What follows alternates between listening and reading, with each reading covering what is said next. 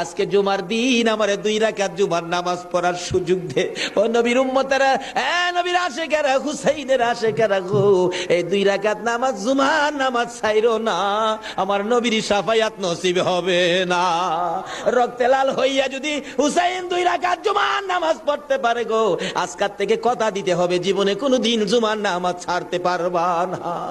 জুমার নামাজ আদায় করতে সময়টুকুন দিলে নামাজ শুরু করে দিলেন, রুকু সিজদার কাজ শেষ করে তাশাহুদে বসে সালাম ফিরানোর আগ পর্যন্ত কাছাকাছি বসে বসে এই যদি সৈন্যরা নামাজের ভিতরে প্রত্যক্ষদর্শীরা বলেন এক একটা করে তীর মারে হুসাইনের গায়ে। ডান দিক দিয়া যদি তীরটা মারতো, বাম দিক দিয়া বেরিয়ে যাইতো, সামনে দিয়া মারলে পিছন দিয়া বেরিয়ে যায়, এই কিসিমের তীর গো নামাজের ভিতরে 72টা তীর লাগাইছে।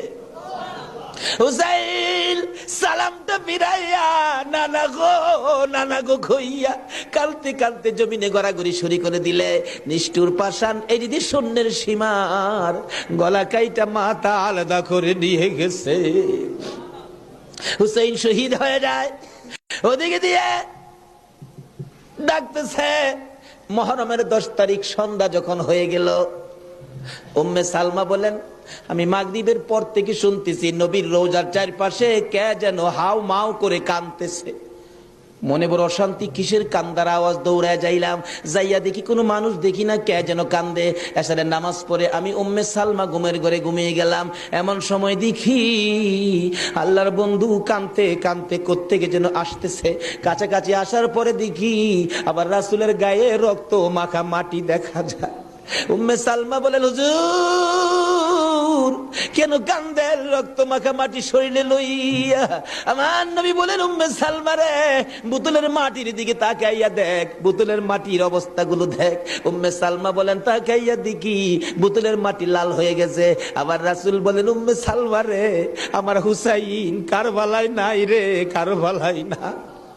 উম্মে সালমা বলেন প্রশ্ন করলাম ইয়া রাসূলুল্লাহ, হুসাইন তো কারবালায় শহীদ, আপনার রওজার পাশে কাঁদলো কে জানতে চাই। আমার নবী বলেন আরে উম্মে সালমা, আমার হুসাইন যখন কারবালার জমিনে তীরের আঘাতে নানা কইয়া ডাক মারছে রে, আমি নবী রওজার থেকে বাহির হইয়া দৌড় মারছি। ওই সময় রহমতের ফেরেশতারা আমার রওজার পাশে বসে বসে কাঁদছে। আমি কারবালায় যাইয়া দেখি আমার হুসাইন তীরের আঘাতে রে নানা নানা কইয়া গড়াগড়ি করে। আমি হুসাইনকে আনজায়া ধরছি।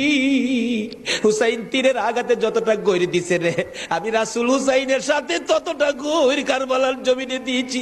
এই হুসাইনের রক্ত কারবালার মাটিতে পড়েছে, এই রক্ত মাখা মাটি আমি নবীর গায়ে লাগছে। এই উম্মে সালমা জানাইয়া দিস রে, এই রক্ত মাখা মাটি আমি রাসূলের কাছে জমা থাকবে। আসরের জমিন যেদিন গায়ে হবে আমি আমার মাওলার দরবারে হুসাইনের রক্ত মাখা মাটিগুলি তুলে ধরবো। মাবুদ, আমার মেয়ে ফাতেমা সন্তান কুরবানি করেছে আমার উম্মতের নাজাতের জন্য। এই যে দেখো হুসাইনের কারবালার রক্ত মাখা মাটি তুলে ধরলাম, আর ফাতেমা হুসাইনের মাথাটুকু লইয়া দাঁড়াইয়া বলবে আমি হুসাইনের মাথাটুকুন তুলে ধরলাম।